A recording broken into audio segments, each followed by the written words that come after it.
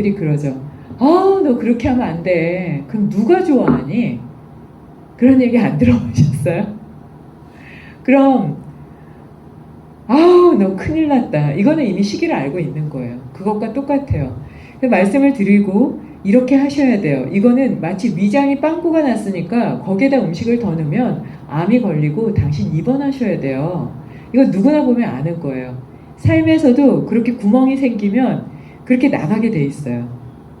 근데 그 얘기를 분명히 해드렸는데 넘어갈까요? 안 넘어갈까요? 못 넘어가요.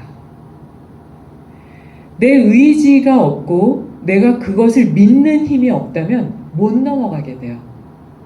근데 엎드려서 아까 그래서 말씀드렸던 이유가 우선은 내가 나를 보는 눈이 있으면 상대방이 나한테 말을 해줄 때 그거를 이해하게 돼요. 이해한다는 건 내가 틀릴 수도 있고 받아들이겠다는 마음이 기본이에요. 그거는 겸허함과 연결돼요. 이제 어떤 선생님 중에 한 분이 항상 이렇게 인상을 써요. 이렇게 인상을 써요. 왜 그렇게 인상을 쓰니? 인상 쓰지 말고 에이! 나 집중하는 거예요. 그냥 내버려 두세요. 다 싫어해요. 근데 안 버려요. 나 이거 집중하는 거야. 이렇게 정당화하고 합리화해요. 그럼 어떻게 되냐? 운이 나빠진다고 얘기해요.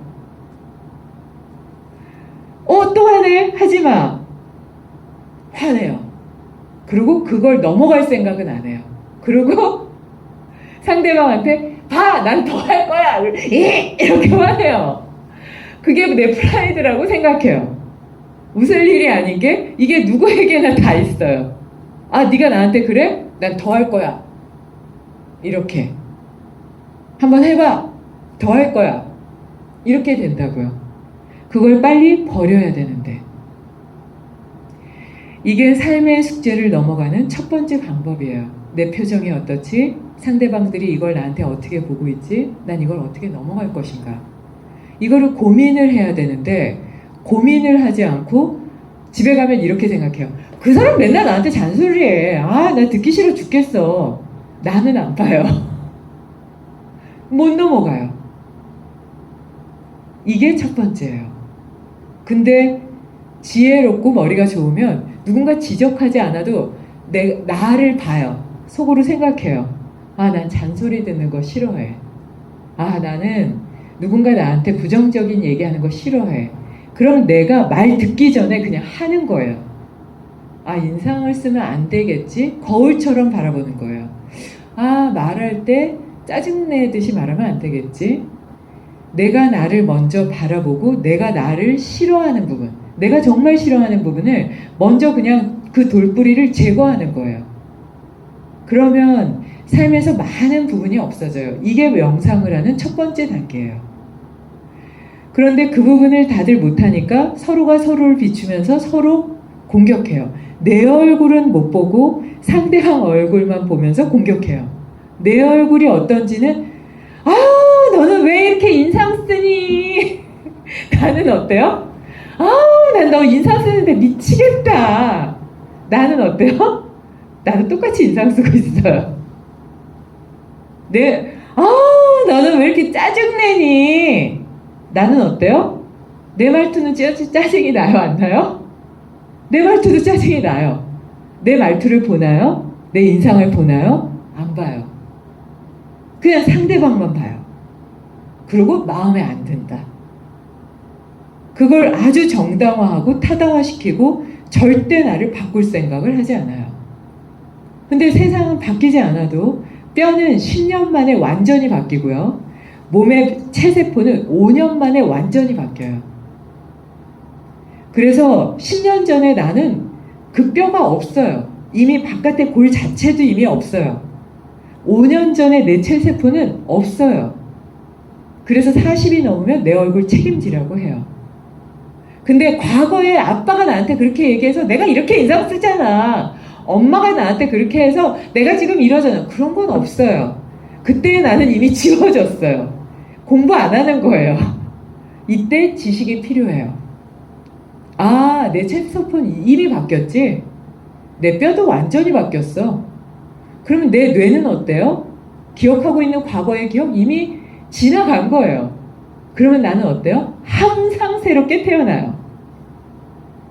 항상 새롭게 태어나는 그 사람에게 과거가 있나요? 과거가 없어요. 근데 나는 잡아요. 그게 뭐냐면 나는 이런 사람이야 라고 잡아요. 제가 요즘에 이제 오디오북을 많이 듣는데요. 거기에서 나는 왜 먹는 것 자체가 괴로울까? 이게 책 제목이에요. 난 왜 먹는 게 괴로울까? 나는 왜 식습관을 못 넘어갈까? 이게 제목이에요. 사람들은 이렇게 생각한대요. 옆 사람이 나보다 더 많이 먹으면 행복하다. 옆 사람이 나보다 배가 더 나오면 뿌듯하다. 옆 사람이 나보다 관리를 잘 못하면 왠지 마음이 안정이 된다. 왜? 나보다 못한 사람이 있어서. 어리석다. 그러면서 더 많이 먹으라고 권한대요. 그리고 음식을 더 많이 안 먹는 옆 사람을 보면 짜증난대요. 내가 욕망에 빠진 사람처럼 느껴진대요. 맞다 이런 생각이 들어요. 우리나라만 음식을 그렇게 권한대요. 다른 데서는 안 권한대요. 근데 저는 음식을 정말 많이 권해요. 그래서 그걸 아슈람에서 못하게 했을 때 어렵다고 느꼈어요. 아, 어렵다. 근데 상대방이 살찌는 걸 원하지는 않았어요. 왜냐면 저는 살찌는 메커니즘을 아니까. 근데 건강해지게 하고 싶은 거예요. 그리고 제가 못 먹는 그 불만을 저 사람은 안 가졌으면 좋겠는 거예요. 근데 그 얘기를 들으면서 이런 심리도 상대방들이 있을 수 있겠구나. 근데 저는 요가적인 방법으로 그렇게 했지만 그 또한 좋지 않은 거예요. 그러니까 권하면 안 되는 거예요. 그래서 아슈라면서 밥을 퍼주지도 않아요. 자기가 알아서 퍼먹는 게 맞다.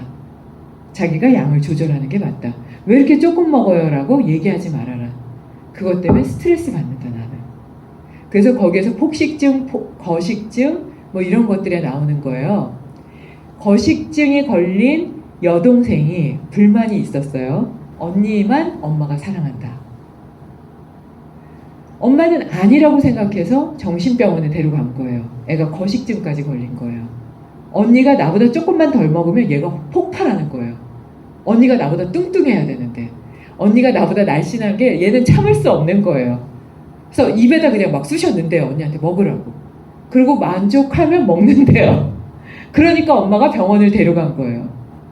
근데 이 엄마가 아무리 얘기를 해도 믿질 않았어요. 그런데 나중에 알고 보니 언니는 더 심한 정신병이에요. 언니는 말을 못했던 거예요. 근데 여동생은 불평불만이 있는 것도 얘기하고 엄마한테 애교를 떨어서 자기가 원하고 싶은 걸 얻어내고 근데 언니는 그걸 못해요. 그래서 언니는 또 동생이 질투가 난 거예요. 그래서 언니는 그냥 음식에 대한 그 전체적인 불편함이 있는 거예요. 먹어도 불편하고 안 먹어도 불편하고 소화가 안 되는 거예요. 근데 이 언니가 보니까 과거에 성폭행을 당했어요. 근데 이 동생도 엄마도 몰랐던 거예요. 근데 그거를 내성적이니까 그냥 담아두고 있었던 거예요. 근데 여동생에게 얘기를 한 거예요. 나도 너무 괴로운 상황이 있고 그 기억 때문에 내가 음식에 대한 이런 불편함이 있다. 그랬더니 이 여동생이 어떻게 됐을 거예요? 남의 고통이 나의 마음의 안정감으로 와요. 여동생의 질병이 50% 이상 치료가 돼요. 음식에 대한 불편함이 덜어지는 거예요. 언니가 나보다 더 고통스럽지? 그러니 나는 괜찮아. 이제 됐어. 이게 사람들의 심리에 있다는 거예요. 이게 내가 내 마음을 안 보는 거예요. 누가 차를 샀다. 누가 집을 샀다. 에이씨. 난 왜 이렇게 살아야 돼? 아, 난 언제? 이렇게 되는 게 사람들의 마음이에요. 그게 없다? 거짓말이에요. 좋은 남자친구 만났어요. 아, 쟤 나보다 못생겼는데 왜? 이렇게 생각해요. 어리석어요. 내 모습을 보고 넘어갈 생각을 안 하고 상대방들의 모습을 비춰보면서 내 삶을 기대기 때문에 내 삶의 숙제를 못 넘어간다. 나의 모습을 명확하게 봐야 된다가 요가적인 방법이에요. 나는 어떻게 먹고 있고, 나는 어떻게 말하고 있으며, 나는 어떻게 행동하고 있는가를 객관적으로 바라보지 않으면 넘어갈 수가 없다. 분명히 요가에 보면은 그룹 짓지 마라, 혼자서 가라, 저 사람의 마음을 내가 가지려고 하지 마라, 내 마음도 내가 못 갖는다. 근데 이 사람의 마음을 내 마음대로 하고 싶고, 저 사람의 마음을 내 마음대로 하고 싶고, 이 사람의 마음을 내가 갖고 싶고, 내가 그 우위에 서서 그 사람들이 내 말을 듣게 하고 싶어요. 그게 마음대로 안 되면 나는 외롭다고 생각하고 내가 무시당했다고까지 느껴요. 어리석어요. 근데 그런 사람이 옆에 있으면 나는 싫어요. 그러면서 나는 다른 사람을 그렇게 하려고 해요. 자, 이건 어떻게 되냐면 저기 있는 태연이가 왔어요. 근데 나는 이 선생님들하고 친해요. 근데 태연이는 가끔 오는데 선생님들이 저 태연이를 좋아해요. 그럼 난 어떻게 될 것 같아요? 태연이한테 관심이 안 가게 여기 있는 사람들한테 더 친한 척하고 더 반말도 하고 그때 우리 그런 일 있었잖아 하고 얘기하고 이 사람에게 못 들어올 막을 만들어요. 그러면서 그룹 지어요. 자연스럽게. 그리고 뭐라고 느끼냐면 봤지? 내 위치야. 그런 건 없어요. 이게 그 여동생이 언니한테 한 것과 똑같아요. 사람의 마음은 잡을 수도 없고 그룹 지을 수도 없어요. 그래서 모든 경전과 종교에서 혼자 가라. 혼자 가는 거다. 그냥 당당히 혼자 가고 가다가 도울 수 있는 힘이 있으면 도와라. 그러기 위해서는 내가 건강해야 되고 그러기 위해서는 명심보감해 보면 돈을 벌어야 인간적인 기본 삶을 살 수 있다. 인간적인 도덕을 지키고 윤리를 지키면서 살 수 있다. 부처님도 돈을 벌어라. 저축을 해라. 그래야지 삶을 인간답게 살 수 있다. 단지 돈의 노예가 되지 말아라 라고 얘기해요.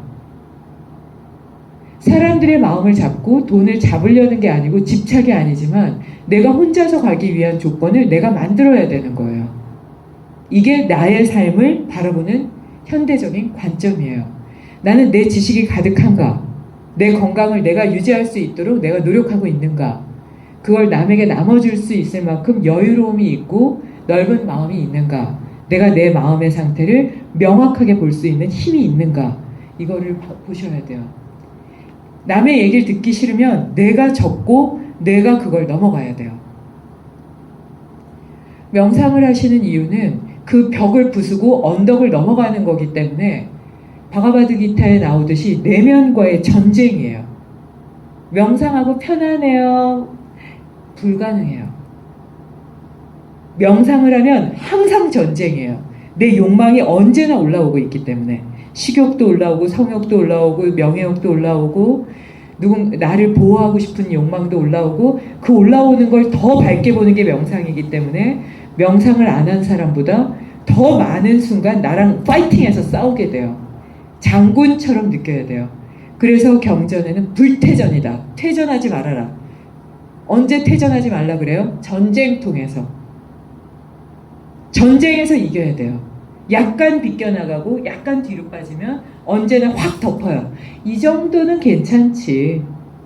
새벽에 일어났지만 어제 피곤했잖아. 어제 술 마셨잖아. 난 아프잖아. 난 감기 걸렸잖아. 덮인 거예요. 퇴전한 거예요. 그냥 불끈 일어나서 불퇴전하고 앞으로 나가야 돼요. 그냥 항상 그 자리에 거기에 앉아서 보는 거예요. 이러면서 합리화시키시면 안 돼요. 하면서 비위 맞추시면 안 돼요. 그럼 나를 넘어가려면 어떻게 해야 되냐? 요것만 지키시면 돼요. 내가 나의 비위를 맞추지 말아라. 자고 싶다고 자고, 먹고 싶다고 먹고, 듣기 싫다고 말해버리고, 듣기 싫다고 서운하고, 짜증난다고 얘기하지 말아라. 내가 나의 욕망과 감정에 비위를 맞추지 말고 상대방들의 비위를 맞추지 말고 그것의 주인이 되어서 끌고 가는 것, 이게 나의 습관을 이기는 방법이에요. 절대 내 욕망과 감정에 비위를 맞추지 마세요. 거기에 편협되지 마세요. 거기에 같이 편승돼서 따라가서도 안 돼요. 이게 명상을 하는 기본적인 마음이에요. 그러니까 전쟁통에 나간 전사처럼 화살이 옆에 지나간다고 생각하고 그 화살이 나를 찌르는 욕망이라고 생각하고 이겨나간다고 생각하고 나아가셔야 돼요.